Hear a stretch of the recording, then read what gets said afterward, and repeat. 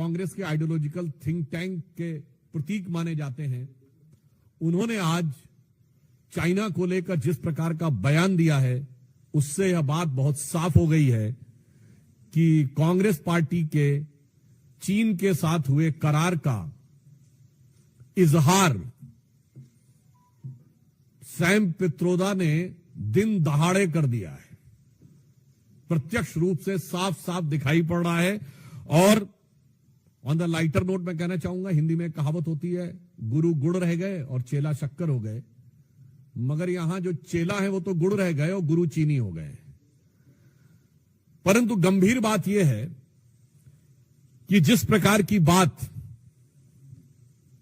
Sam Pitroda जी ने कही है, वो भारत की अस्मिता, भारत की कूटनीति और भारत की संप्रभुता पर बहुत गहरा आघात है।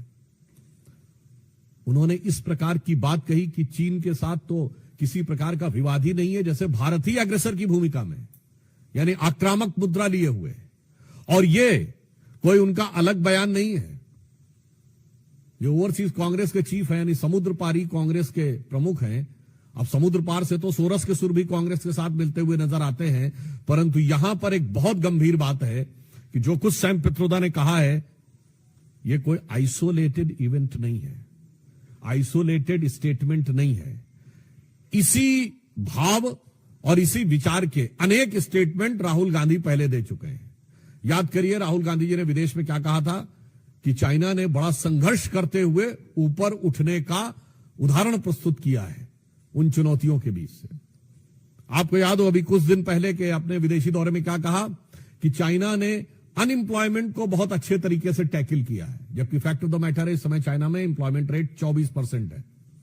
2023 में जनवरी से लेकर जुलाई के बीच में अनएम्प्लॉयमेंट रेट वहां पर बढ़ते बढ़ते हो गई 17-18%, और उन्होंने फिर जुलाई 23 से जनवरी 24 डाटा देना बंद कर दिया, फिर डाटा का बेस चेंज किया और जनवरी से लेकर अगस्त के बीच में किया, फिर बदले बेस पर भी वो 24% हो गई। मगर राहुल गांधी जी को उसमें बहुत महान चीज नजर आती है।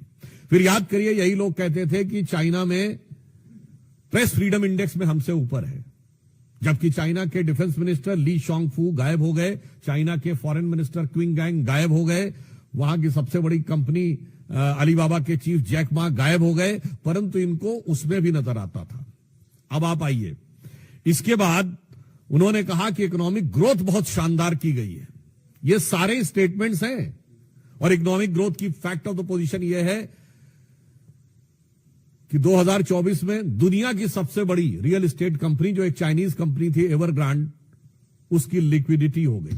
हांगकांग कोर्ट ने कह दिया लिक्विडेट कर दिया जाए। चीन के ह्यूनान प्रोविंस में कई बैंक्स बैंकरप्ट हो गए, कितनी रियल एस्टेट कंपनीज बैंकरप्ट हो गई, that is one other thing. उस प्रक्रिया में जब हम यह देखते हैं कि यह बयान सैम पित्रोदा का आया है, पहली बात तो हम बहुत साफ करना चाहते हैं, भारत सरकार प्रधानमंत्री श्री नरेंद्र मोदी जी के नेतृत्व में विश्व के हर देश के साथ अच्छे और सौहार्दपूर्ण संबंध चाहती है, परंतु वो राष्ट्रीय स्वाभिमान, सुरक्षा और सुदृढ़ता को बनाए रखते हुए। अब इसके बाद उनका यह बयान कहना, तो मैं पूछना चाहता हूं, यह गलवान के शहीदों का अपमान है कि नहीं? मैं कांग्रेस पार्टी से सीधे पूछना चाहता हूं। गलवान में जो हुआ, हमारे 20 सैनिक बलिदान हो गए, और उसके बाद यदि आपका ओवरसीज का चीफ इस प्रकार की भाषा बोलता है तो यह निंदनीय है, भर्त्सना योग्य है, और यह भारत